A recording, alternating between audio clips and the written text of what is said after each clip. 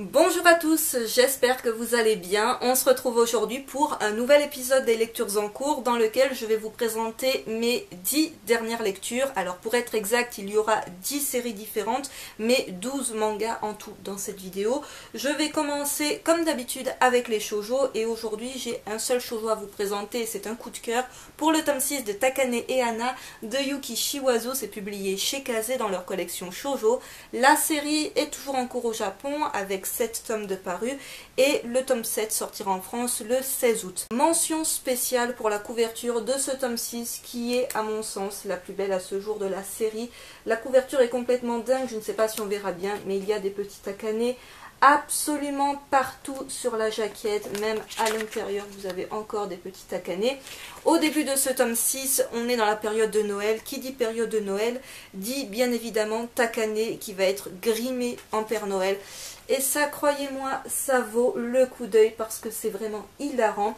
Faut que je vous montre, au tout début du tome, on a un petit, ce qu'on appelle un mini manga, une mini scène en 4 cases qui est très drôle. J'espère que vous verrez bien, mais c'est pour vous montrer tout le côté absurde du personnage de Takane que j'aime beaucoup. Par la suite, les choses se gâtent pour le jeune homme puisque son grand-père, qui est également le chef de leur famille, va décider, suite à certaines circonstances, de lui couper complètement les vivres, c'est-à-dire qu'il va clôturer ses comptes en banque, qu'il va lui interdire l'accès à sa maison, à ses voitures, donc à son chauffeur, à ses costumes, bref, à tout ce dont il a l'habitude. Il va même le rétrograder dans sa propre entreprise. Et Takane va du coup non pas vraiment se retrouver à la rue puisque son grand-père l'aime quand même un petit peu et il va lui louer un appartement dans lequel il y a le strict minimum pour vivre et le strict minimum d'argent pour tenir jusqu'à sa prochaine paye. Takane va vraiment aller très mal dans ce tome 6 parce que c'est une situation de pauvre, du moins d'homme ordinaire qui n'a pas l'habitude de vivre et du coup il ne veut plus voir Hana puisqu'il ne peut pas se montrer devant la jeune fille sans justement un beau bouquet de fleurs ou plein de cadeaux, plein de richesses, encore une fois des beaux costumes, il aime bien lui en mettre plein la vue. Et Hana, elle, eh bien, ne comprend pas ce qu'il se passe puisque c'est simplement le silence radio alors qu'ils avaient passé la période de Noël ensemble et que tout se passait bien. Et petit à petit, en fait, elle va comprendre eh bien, de quoi il retourne. Hana, c'est un personnage qui est très simple, donc elle va pas vouloir enfoncer le couteau dans la plaie, au contraire, elle va être là pour le soutenir et tout. Et finalement, c'est bien pour son ego qu'il soit remis à sa place. Donc j'ai beaucoup aimé ce tome, c'est franchement à ce jour pour moi le tome, un des meilleurs tomes de la série, la plus belle jaquette. On a un Takane qui se retrouve en étant fragile, qui nous fait à la fois un peu de peine, en même temps on a envie de dire c'est bien fait pour toi mon gars, c'est tout ce que tu mérites. Alors il faut savoir que dans ce tome 6 on pouvait jouer un petit concours, un petit jeu concours.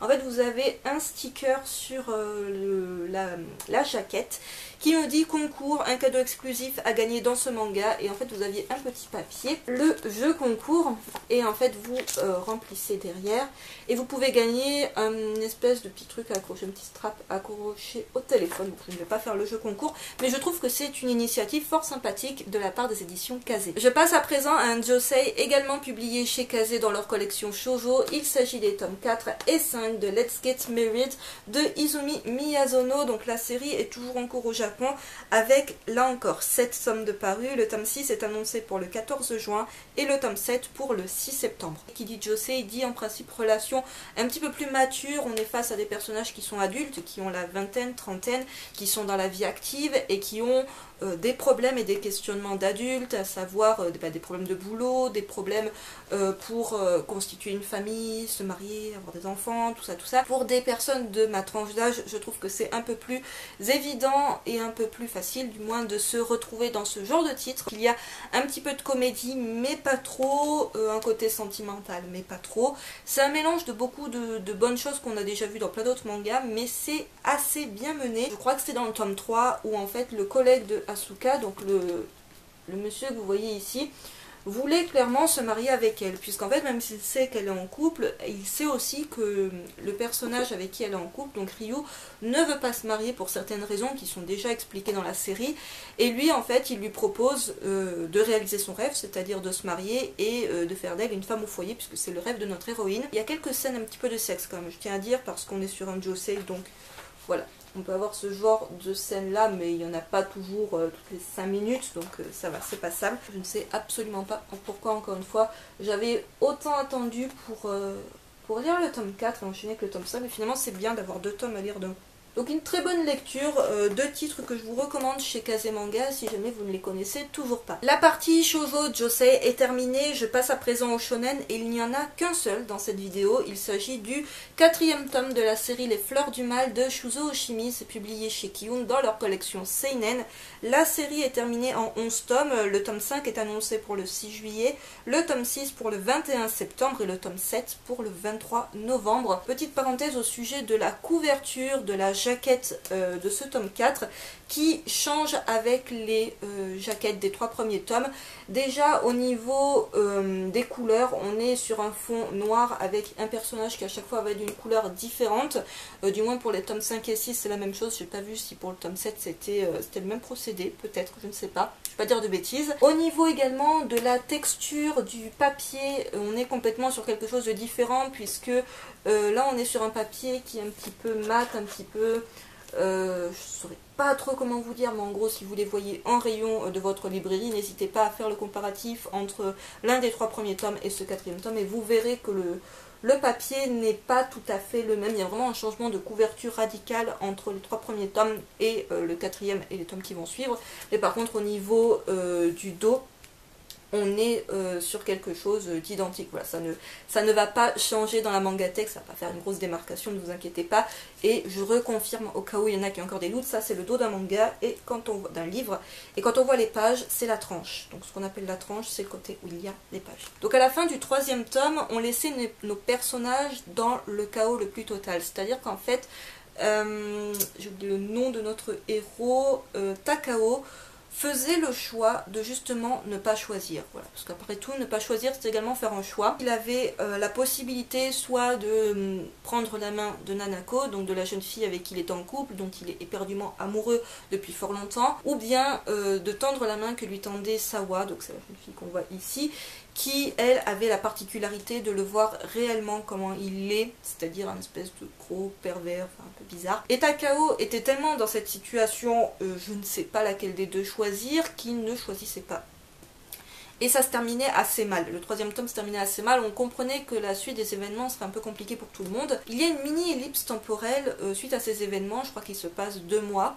On les retrouve 2 mois après, donc la tempête est un petit peu passée. Ça a complètement brisé les 3 personnages. Et Takao va décider, dans ce 4e tome, de tout faire pour récupérer, pour se rapprocher à nouveau de Sawa. Ce qui paraît complètement impossible, puisque la jeune fille lui en veut énormément de ne pas justement l'avoir choisi elle, de ne pas être partie dans son délire avec elle jusqu'au bout et de s'être montrée finalement comme un lâche. À côté de ça, on a Nanako qui elle est toujours éperdument amoureuse de lui, sauf que dans ce 4e tome, Takao va vraiment se comporter comme le dernier des connards avec elle. Il va vraiment être horrible avec la jeune fille qui mérite absolument pas ça. Voilà, autant vous dire que c'est une jeune fille qui a l'air juste adorable. Et il va vraiment se comporter comme un abruti fini. Pour plaire à Sawa, il va faire en sorte de la blesser encore plus. C'est juste horrible ce qui va se passer dans ce 4e tome. C'était une très très bonne lecture et je vous recommande la série si jamais bien vous ne la connaissez toujours pas ou si vous hésitez à la commencer. Je passe à présent à ma partie préférée. Il s'agit des seinen et comme vous vous en doutez, il y en a beaucoup. Je vais commencer avec le 3e tome de March Comes in Like a Lion de Shika Yumino. C'est chez Kana, collection Big. Donc la série est toujours en cours au Japon avec déjà 12 tomes de parus. Le tome 4 sortira le 16 juin et le tome 5 le 25 août. C'est une série que je vous ai déjà présentée sur ma chaîne. J'ai fait une vidéo au sujet des 2 premiers tomes, vidéo en partenariat avec Kana. Je vous mets le lien de la vidéo dans la barre d'infos si jamais vous ne l'avez pas vue. On retrouve Kiriyama qui est tombé malade et fort heureusement pour lui, il a toujours les 3 sœurs Kawamoto qui sont là pour prendre soin de lui, pour le nourrir, pour le chouchouter. Et il y a vraiment une ambiance très cocooning, très famille, très chaleureuse dans cette série que j'aime beaucoup parce que c'est des personnages qui ont tous vécu des trucs horribles, qui ont perdu leurs parents, leur famille, ou qui ont perdu des êtres, ou qui ont détruit des vies. Enfin bon, c'est pas évident du tout. Il y a ce petit groupe de sœurs qui vit avec des chats qui vont le prendre sous leur aile. Une fois qu'il est guéri, il va enchaîner différents tournois de shogi, tout simplement c'est toujours un manga qui nous parle de shogi. Et les tournois, enfin les matchs vont s'enchaîner. Il n'est pas toujours au centre des matchs, on va avoir d'autres petits matchs. Après au niveau du shogi, même si c'est toujours un petit peu, je trouve, trop détaillé, il y a vraiment, enfin, si vous êtes passionné de shogi, vous allez y trouver vraiment votre compte dans cette série. Mais si comme moi vous n'y connaissez strictement rien, il n'y a aucun problème. D'une part c'est très bien expliqué, donc vous pouvez prendre le temps de tout lire et de comprendre les règles qui sont vraiment bien détaillées. Ou alors vous pouvez complètement passer les passages où vous avez justement tout ce descriptif des règles, des techniques de jeu et tout, et comprendre et apprécier tout de même votre lecture. Justement on pourrait croire que parce que ça nous parle d'échecs japonais, ça pourrait être complètement chiant, et c'est vraiment pas le cas. Parce qu'on a tout ce côté tranche de vie qui est très présent. Une partie de shogi. Donc vraiment un excellent tome, j'ai hâte de voir la suite. Après encore une fois on n'est pas sur un suspense de fou à la fin, mais ça fait toujours plaisir d'avoir un nouveau tome de la série. Je passe à présent à complètement autre chose avec le tome 3 de Born to Be On Air de Hiroaki Samura, et c'est publié chez Pika dans leur collection Seinen. La série est toujours en cours au Japon, et avec ce troisième tome nous avons rattrapé l'apparition japonaise, donc je ne pense pas qu'on ait de tome 4 cette année malheureusement. Moi je l'espère, mais je ne pense pas. Ce tome là je l'ai reçu une semaine avant sa sortie grâce à mon partenariat avec les éditions Pika, et je l'ai lu dans la foulée parce que vraiment les deux premiers tomes je les avais adorés. Je vous les avais présentés dans un book haul, je crois que c'était au mois de janvier ou au mois de février, un book haul dans lequel je vous avais présenté plein de séries de cet auteur. J'avais vraiment craqué et pris plein de séries d'un coup de cet auteur. Et ce qui ressortait de ma lecture, c'était que vraiment Born to Be On Air, c'était trop bien. Ça se passe dans le milieu de la radio, où on va suivre l'héroïne que vous voyez sur la couverture, qui s'appelle Minare Koda, qui a un caractère bien trempé, qui n'a pas sa langue dans sa poche. Elle switch entre le restaurant où elle travaillait avant et la radio où elle fait une émission de nuit. Et dans son émission, en fait, elle joue un peu les actrices, c'est-à-dire qu'en fait, elle va faire comme si elle était dans une fiction, et les gens écoutent une fiction à la radio. Leurs petites histoires va les mener jusqu'à plus ou moins enquêter, du moins se renseigner sur un voisin de l'héroïne qui est un petit peu chelou, et qui cacherait peut-être un lourd secret, et qui cacherait un cadavre dans son grenier.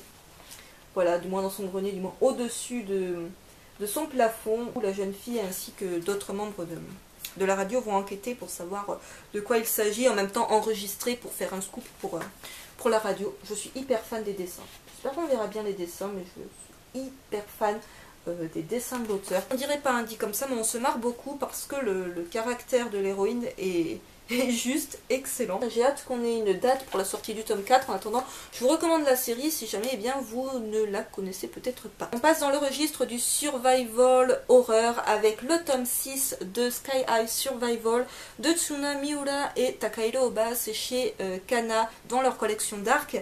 La série est toujours en cours au Japon avec 12 tomes de parus.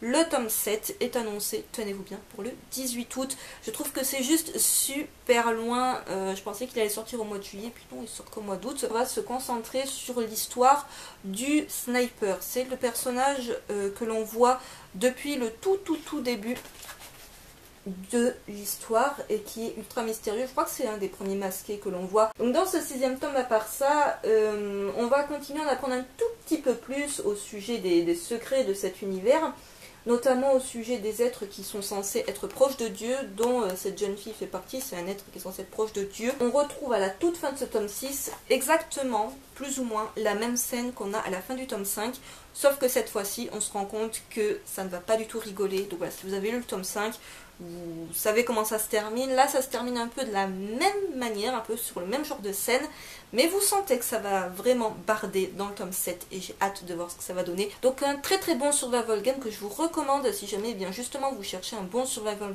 game à commencer, autre que Alice in Borderland et meilleur que King's Game et compagnie. On reste dans le registre de l'horreur avec le second tome de Nuisible de Masaya Okazono et Yu Satomi. C'est chez Kana Collection Big, donc la série est terminée en 3 tomes. Le 3e et dernier tome sortira en France le 25 août. Le premier tome, je vous l'avais présenté au mois de janvier dans une vidéo en partenariat avec les éditions Kana. Un premier tome que j'avais beaucoup aimé, on n'était pas du tout sur un gros coup de cœur de l'année, mais vraiment une petite série qui s'annonçait fort sympathique. Et ce second tome, on se rend compte que les choses s'accélèrent, que ça va vraiment ne faire finalement que 3 tomes. Et on a la révélation au sujet de qui est cette jeune fille complètement horrible qui va tuer des gens dans ce second tome et qui manipule les insectes comme on le voit sur la jaquette du tome. On a toute la vérité qui est faite autour de ce personnage. Je m'attendais vraiment pas à ça. Je m'attendais à un style légende urbaine ou un truc complètement fantastique et improbable. Et là, on n'est pas sur quelque chose d'ultra réaliste, mais sur quelque chose déjà d'un peu plus plausible. Autant vous dire que tout dégénère dans ce second tome et qu'il se conclut sur une scène genre apocalypse la plus totale, et on se rend compte que ça va être vraiment terrible pour les personnages dans le dernier tome. Donc j'ai hâte de voir comment ça va se conclure. Je ne pense pas que ça sera décevant sur la fin parce que, comme je l'ai dit, dans ce second tome, ça se passe assez vite, mais en même temps, l'auteur prend le temps de répondre à pas mal de nos interrogations et de ne pas nous laisser sur notre faim. Donc voilà, côté dessin, c'est particulier, hein. Par contre, faut aimer. Mais j'aime beaucoup, et puis je trouve que l'édition est vraiment de qualité. Donc voilà, un très très bon manga d'horreur, un tout petit manga d'horreur en 3 tomes que je vous recommande de lire. Je change complètement de registre en vous présentant à présent les tomes 10 et 11 de Area 51 de Masato Issa, c'est publié chez Casterman. Donc la série est terminée en 15 tomes, le tome 12 est annoncé pour le 21 juin et le tome 13 pour le 6 septembre. Donc théoriquement nous aurons la fin de la série l'année prochaine, et c'est une série que j'apprécie vraiment beaucoup. J'avais laissé le tome 10 complètement de côté, et comme Let's Get Married, je ne sais pas du tout pourquoi, parce que c'est une série que j'aime beaucoup. On est dans un univers qui, visuellement parlant, me parle énormément. Un univers qui est plus proche du comics américain, du Sin City que l'on connaît bien, plutôt que l'univers du manga. Si vous ne connaissez pas Area 51, c'est un manga qui va nous traiter justement de la zone Area 51 dans laquelle sont confinés des tas de créatures, de tas de mythologies, de dieux, de personnages issus de la mythologie égyptienne, des vampires, des loups-garous. Il y a vraiment beaucoup un bestiaire qui est genre complètement dingue dans ce manga, et l'auteur arrive à vraiment piocher dans tellement de cultures différentes, tellement d'époques différentes, et à mettre tout ça au même endroit et à rendre le truc suffisamment cohérent et intéressant à suivre. Déjà, il faut que je vous montre au niveau des dessins, la couverture de ce tome 10, elle est dingue. Voilà, je vous montre la jaquette, elle est complètement dingue. Je vous montre la couverture du tome 11 qui est également très très belle, avec des créatures partout. À chaque fois on a un chapitre différent où on va suivre toujours le personnage de McCoy qui a un fil rouge avec ce personnage qui va nous suivre tout le long de la série avec son but et ses acolytes. Après elle va rencontrer différentes créatures pour lesquelles elle va enquêter ou assassiner d'autres personnages. Bref, c'est vraiment trop bien. Il y a beaucoup d'humour, beaucoup de bastons, beaucoup de sang également, mais le dessin fait qu'en fait c'est pas, ça se lit quoi. C'est un bon petit polar qui est très très plaisant à lire et qui peut être plaisant également si vous n'avez pas l'habitude de lire du manga, vous êtes plus dans la BD américaine. Je pense que c'est un titre qui peut vous plaire, et du même auteur on a Jabberwocky que j'ai un petit peu moins aimé, qui est une série terminée en 7 tomes publiée chez Glénat, qui est déjà terminée, la publication est déjà terminée. Mais Area 51 c'est vraiment du très bon. J'ai gardé mes 2 petits chouchous complètement what the fuck pour la fin de cette vidéo. Je vais commencer en vous parlant du tome 12 de Prison School de Akira Elamoto, c'est publié chez Soleil dans leur collection Seinen. Donc la série est toujours en cours au Japon avec déjà 25 tomes de parus, donc oui c'est une grosse série. Le tome 13 est annoncé pour le 5 juillet et le tome 14 pour le 11 octobre, et ce tome 12 est clairement mon tome préféré de la série à ce jour. On va retrouver Kiyoshi qui, malheureusement pour lui, se retrouve encore une fois enfermé, mais il se retrouve enfermé avec l'ex-présidente et vice-présidente du conseil clandestin. Il est emprisonné exprès avec ces deux-là pour les mettre dans des situations un petit peu cocasses, un petit peu osées. C'est le conseil officiel qui est derrière tout ça, bien évidemment, et ça va donner lieu à des scènes vraiment hyper drôle. Donc on a la vice-présidente que vous voyez ici qui depuis un petit moment déjà n'est plus que l'ombre d'elle-même. Voilà, elle passe de la femme dominatrice, froide, tout ça à un personnage pleurnicheur, peureux, enfin elle est complètement plus du tout elle-même. On a, heureusement pour elle, mon personnage préféré de la série, la présidente qui va veiller sur elle et faire en sorte qu'il ne lui arrive rien. Et Kiyoshi se retrouve entre les deux et tu sens que ça va déraper et il faut pas que ça dérape. Il faut pas que ça dérape parce que le conseil officiel n'attend que ça. Et c'était tellement drôle. Franchement, je ne me suis jamais autant marrée qu'avec un tome de Prison School et ce tome 12 c'était vraiment top. Et surtout, on va se concentrer sur le personnage qu'on a bien sur la couverture. Il s'agit de, j'ai déjà oublié son nom, Risa, je crois. Je laisse qu'on a un petit rappel des personnages au début. Donc oui, c'est le personnage de Risa Beto. Et elle, en fait, elle va essayer de prendre la relève de la vice-présidente en se montrant également dominatrice envers André qui lui n'est plus que l'ombre de lui-même également depuis qu'il n'a plus personne, il n'a plus la vice-présidente pour l'humilier, pour le rabaisser. Donc on vous en doute un petit peu quand je vous montre des dessins comme ça, qu'on est sur un manga pour public averti. C'est également le cas du prochain manga et dernier manga que je vous présente dans cette vidéo, puisqu'on est sur des mangas dans lesquels il y a beaucoup de personnages dénudés, il y a beaucoup de ecchi, et en même temps c'est ça qui fait l'humour du manga, c'est le côté ecchi, l'humour noir et pervers, et c'est vraiment top. Il y a beaucoup de quiproquos de personnages qui vont complètement se méprendre sur les intentions des autres, et c'est vraiment une série que j'adore, que je vous recommande si vous la connaissez toujours pas. Je sais que c'est une grosse série, mais sincèrement au tome 12 c'est une série qui me plaît toujours autant. J'ai gardé le plus barré pour la fin puisque je vais vous parler à présent du 7e tome de Bloody Delinquent Girl Chainsaw de Rei Mikamoto.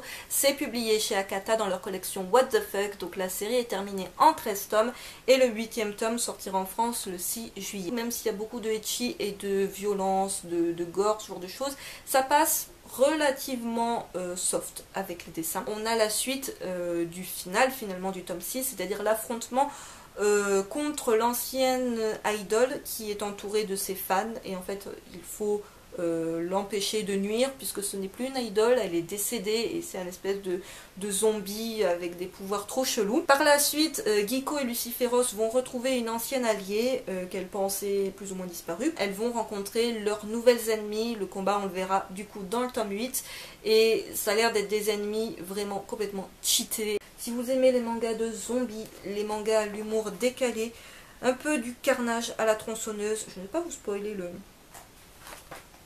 le retour du personnage qui n'était plus là et qui revient. Je vous montre les nouvelles ennemies.